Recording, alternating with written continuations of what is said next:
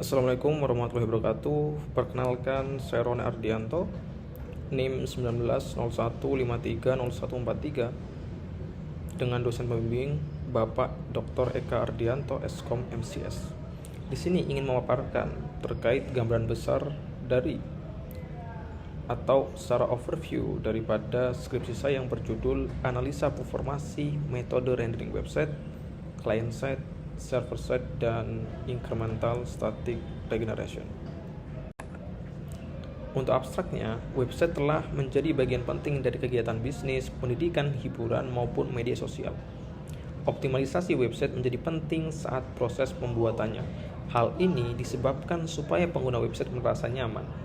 Akses website yang cepat dan ringan menjadi salah satu daya tarik pengguna. Metode pembuatan website pada bagian front end diklasifikasikan menjadi 3 macam, yaitu metode rendering CSR atau client side rendering, metode render SSR server side rendering, dan metode render ISR incremental static regeneration. Penelitian ini menggunakan aplikasi website dengan framework Next.js sebagai website untuk pengujian. Dibuat dalam website satu halaman, berisi list daftar berita dari APA cnnindonesia.com. Tujuan penelitian ini untuk mencari metode mana yang optimal digunakan dalam pengembangan website. Sebagai metrik performasinya, digunakan kecepatan dan ukuran website. Hasil yang diperoleh adalah bahwa metode ISR sangat cocok digunakan dalam pengembangan website front-end karena lebih ringan dan lebih cepat diakses dibanding metode SSR dan CSR. Dengan rekomendasi untuk pembuatan website, jika menginginkan kecepatan, berarti dapat menggunakan metode ISR. Untuk peramban Chrome, jika menggunakan Mozilla SSR. Jika menginginkan generate yang ringan, maka menggunakan metode ISR untuk Mozilla dan ISR untuk Chrome. Latar belakang masalah. Website telah menjadi sebuah platform yang terus berkembang dan digunakan oleh banyak sektor, baik itu perbankan, pendidikan, hiburan, ataupun personal. Nah, sehingga perlu yang namanya akses yang cepat dan juga ringan ketika mengakses, sehingga ketika orang mengakses menjadi lebih nyaman dan akan kembali mengunjungi website tersebut. Dan juga metode rendering ini berpengaruh bagaimana nanti website ini ditampilkan dari server ke device pengguna, entah itu di laptop, di handphone, ataupun komputer. Rumusan masalah. Berdasarkan latar belakang masalah sebelumnya, ada beberapa rumusan masalah. Yang pertama adalah bagaimana sih performa dari metode CSR, SSR, dan ISR ini dalam website rendering proses.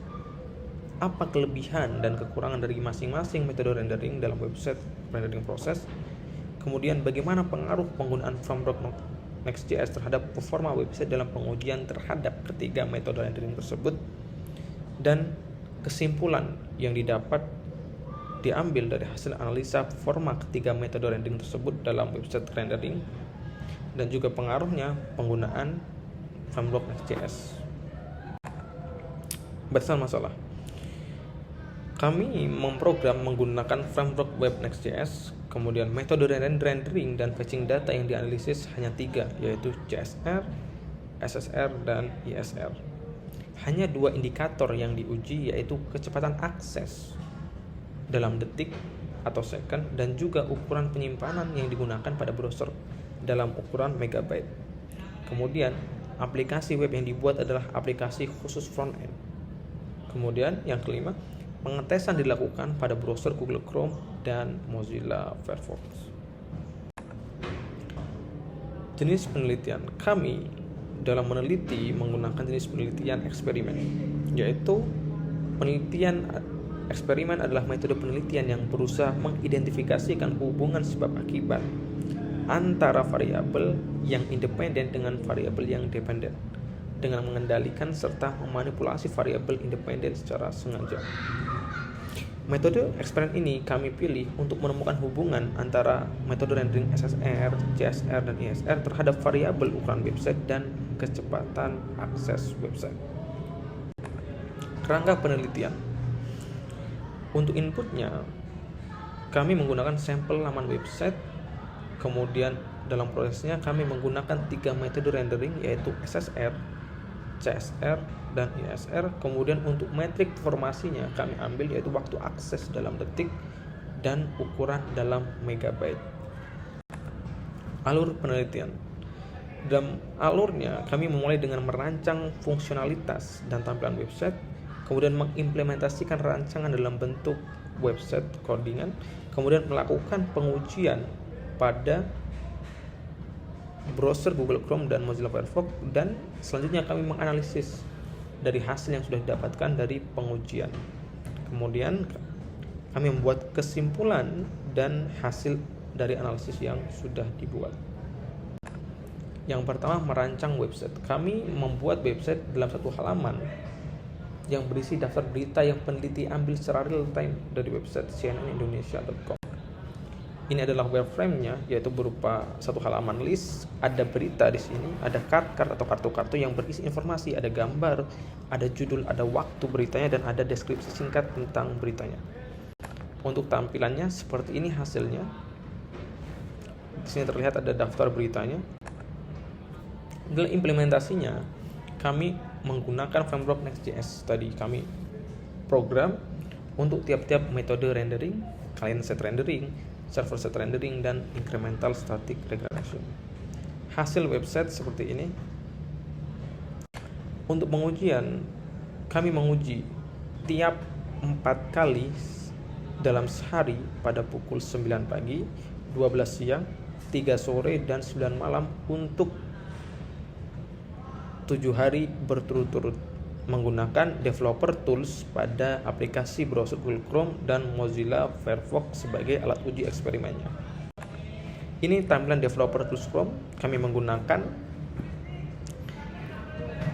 indikator resource untuk ukuran website dan finish untuk waktu aksesnya.